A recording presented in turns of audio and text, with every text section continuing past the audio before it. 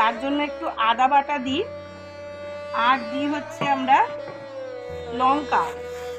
লঙ্কাটা দিয়ে অনেকে খেতে ভালোবাসে, তাই লঙ্কাগুলো দিয়ে নিলে ভালো হয়, তাই জন্য একটু লঙ্কা দিই। শুকলে পরে গন্ধটাও ভালো হবে না, তাই জন্য এটাকে সব জায়গায় যাতে লাগে সেই জন্য আমি আগেই না খোপ খোপ করে চৌকো চৌকো স্কোয়ার করে কেটে নিয়েছি। ঢাকা থাকলে আর কি জিনিসটা ভালো হয়, ওপরটা শক্ত হবে না, সেই জন্য একটু ঢেকে দিলাম। আর টুম্পা মাইক্রো কিচেন থেকে সকলকে স্বাগত। অনেক দিন পর, জানি তার জন্য ক্ষমা প্রার্থী। আমার অনেকগুলো প্রবলেম ছিল, যার জন্য তো আমি মাইক্রোওভেন নিয়ে কিছু করতে পারছিলাম না। এখন আমি আবার আপনাদের জন্য সমস্ত কিছু দেখাবো। অনেকের কমেন্ট এসছে যে কেন আমি মাইক্রোওভেনে দেখাই না, তো যাই হোক মাইক্রোওভেনে তো আমি আবার দেখানো শুরু করেছি। তো আজকে আমি কি দেখাচ্ছি, যদিও আমি আগে কিন্তু ইডলি ধোকলা সমস্তই দেখিয়েছি, কিন্তু অনেকের কমেন্ট যারা একদম 2 বছর আগে দেখেনি তারা আবার দেখতে চাইছে, নতুন যারা, তো তাদের জন্য আমি আবার নতুন করে কিছু নিয়ে আসছি। আজকে আমি ধোকলা দেখাচ্ছি। ধোকলাটা দেখুন, আগে যতবার দেখিয়েছি যারা দেখেছেন তারা জানেন যে বাড়িতে যেভাবে বেসন টক দই সব দিয়ে নিজস্বভাবে বানিয়েছি। আর আজকে আমি অন্যদের সুবিধার জন্য, যারা বাড়িতে প্রিপারেশন করতে চাইছে না, অনেকে ব্যস্ত থাকে না, অফিস থেকে আসলো টাইম নেই করার, তো তাদের জন্য রেডিমেড যে দোকানে পাওয়া যায় ধোকলাগুলো, ইডলি সবই পাওয়া যায়, এখন কি পাওয়া যায় না, তো সেই আমি ধোকলার প্যাকেট কিনে এনেছি, এনে আপনাদের ধোকলা করাটা দেখাচ্ছি। কেমন হচ্ছে সেটা তো আপনারাই বলবেন, আমি বানিয়ে নিই তারপরে কেমন। আজকে আমি যে ধোকলাটা দেখাবো সেটা আমি না দোকান থেকে কিনে এনেছি, একদম প্যাকেটেও পাওয়া যায়। যারা মনে করবেন বাড়িতে আন্দাজ পাচ্ছেন না, তারা এরকম দোকান থেকে একটা প্যাকেট কিনে আনতে পারেন। আর যদি মনে করেন বাড়িতেই করবেন, তাহলে আমি তো আগের যে আমার ক্লাসগুলো তাতে তো আমি দেখিয়েছি 200 বেসনের সঙ্গে 200 টক দই বা 250 বেসনের সঙ্গে 250 টক দই সমান মাপে দিতে হয়। আর এর মধ্যে আমি একটুখানি জিনিস অ্যাড করি, সেটা হচ্ছে একটু সর্ষে আর সামান্য হলুদ, জাস্ট একটু কালারটা আসার জন্য, না মানে নাম মাত্র। আর দিই হচ্ছে কারি পাতা, সামান্য কারি পাতাও দিই। আর দিই হচ্ছে নুন, তাও খুব সামান্য, একটু চিনি,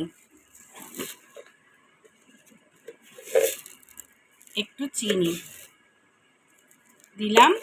এইবার এইটাকে আমি ভালো করে ফেটাবো, ভালো করে এটাকে ফেটিয়ে আধ ঘন্টা এটাকে রেখে দেব জল দিয়ে। জলটা একবারে দেবে না, আস্তে আস্তে করে মেশাতে হবে, কারণ বেশি যেন পাতলাও না হয় আবার একদম ঘন না হয়ে যায়। আর এইটা তো ভেজানো থাকবে আধ ঘন্টা ভেজানো থাকলে কিন্তু এটা কিছুটা আবার ঘন হয়েও যায়, সেই জন্য এটাকে আন্দাজ মতন ভালো করে জলটা দিতে হবে আর ভালো করে ফেটাতে হবে, কোথাও যেন কোনো বাবলস না থাকে, ভালো করে এটাকে মেশাতে হবে। তো আমি এটাকে মেশাচ্ছি, দেখুন এই যে দানা দানা আছে না, এগুলোকে ভালো করে মিশিয়ে নিতে হবে। অনেকে ওই দিয়েও করে, যেগুলো একবারে করে দেয় না, কেকের যে ফ্যাটায় ওগুলো, ওই দিয়েও করে। এটাকে ভালো করে মেশাতে হয়। দেখুন এখনও দানা দানা কিন্তু আমার আছে।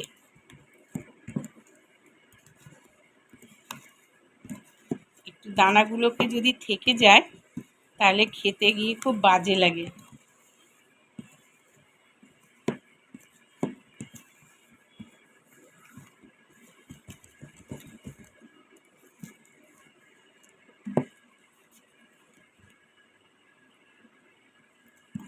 আর একটুখানি জল দিলাম, ব্যাস এই রকমই থাকবে।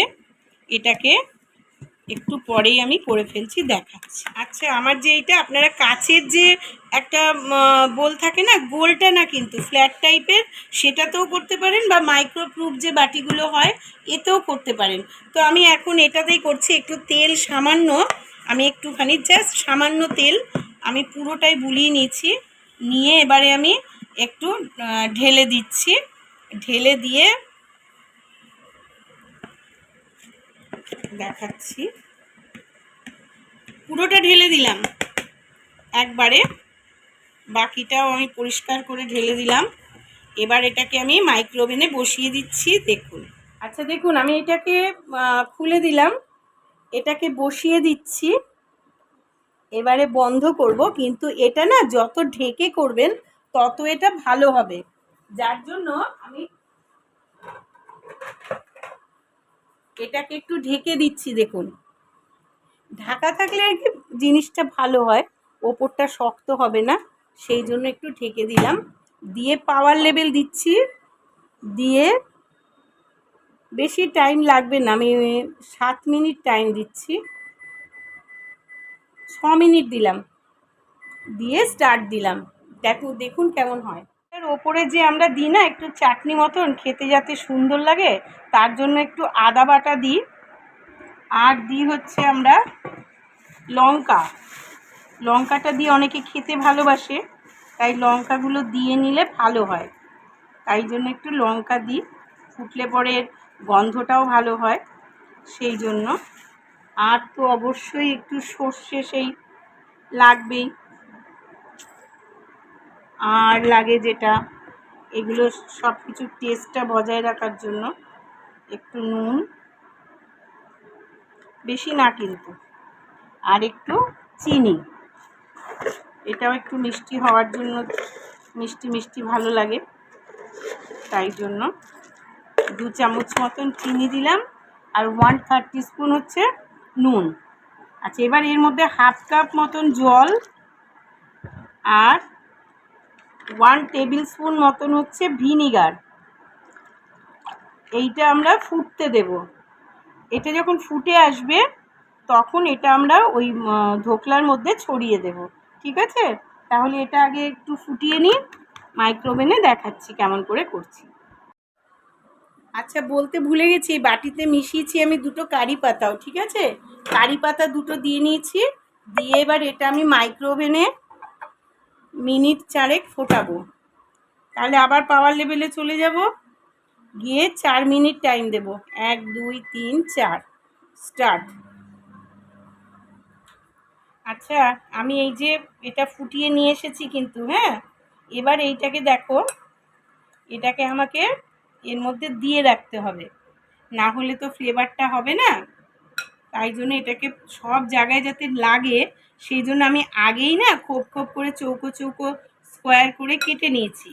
যদি না কেটে নিই তাহলে ভেতরগুলোতে রসটা যাবে না, সেই জন্য আগেই আমি চৌকো করে কেটে নিয়েছি, ঠিক আছে? এবার আমি এই রসটা দিয়ে একটু ঢাকা দিয়ে রেখে দেব। যখন পুরোটা বেশ রসটা শুকিয়ে আসবে তখন আমি এটা সবাইকে সার্ভ করতে পারবো, ঠিক আছে?